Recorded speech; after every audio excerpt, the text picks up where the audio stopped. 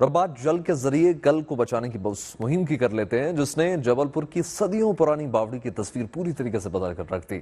अच्छी बात यह है कि इस नेक काम को नेताओं ने लोगों के साथ मिलकर पूरा किया। बावड़ी के नए रूप को जल मंदिर का नया नाम दिया गया है और कुछ दिनों पहले तक ये बावड़ी कूड़े के ढेर में कहीं गुम हो गई थी। देखिए रिपोर्ट।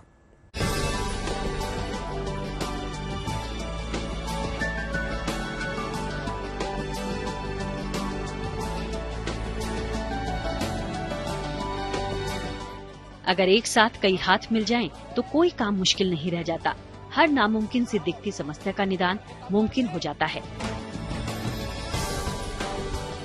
ये लाइनें आज जबलपुर के जल मंदिर पर सटीक बैठ रही हैं। एक तरफ जहां भीषण गर्मी में पानी के प्राकृतिक स्रोत सूख रहे हैं, वहीं जबलपुर का ये जल मंदिर भले ही भगवान का निवास स्थान नहीं, लेकिन बावड़ियों का समूह है, जो एक अरसे से अपनी बेहतरी की बाट जो रहा था।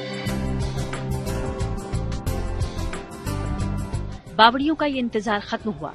आज जहां इन गंदी पड़ी बावड़ियों की साफ सफाई, उनके रख रखाव का काम मिलजुल कर हो रहा है, तो लोग बताते हैं कि कभी इन बावड़ियों के नजदीक से गुजरने से भी लोग कतराते थे, क्योंकि यहाँ गंदे पानी के साथ कचरे का अंबार लगा रहता था और साफ पानी का तो दूर दूर तक कोई नाता ही नहीं था।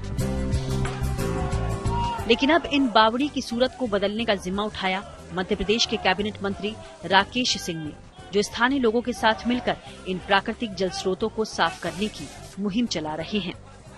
अभी मुझे लगा कि रानी दुर्गावती जी के कालखंड की दो प्राचीन बावड़ियां बहुत हैं, लेकिन जिनमें अभी काम करने की गुंजाइश दिख रही है, इन दो को इनमें गंदगी भरी हुई है। ये इस कदर गंदगी से भरी हुई है कि यहाँ खड़े होना भी कठिन है, लेकिन अगर इनको साफ नहीं किया गया तो ये मृत प्राय हो चुकी हैं। जन समर्थन और प्रशासनिक संसाधनों के साथ मंत्री जी खुद इन बावड़ियों में उतरे और मिलजुल कर यहाँ साफ सफाई शुरू कर दी, जिसके बाद अब ये बावड़ियां जल मंदिर के पुराने स्वरूप में लौटती दिख रही हैं। कुछ बावड़ी में प्राकृतिक रूप से आ रहा पानी साफ भी हो गया है।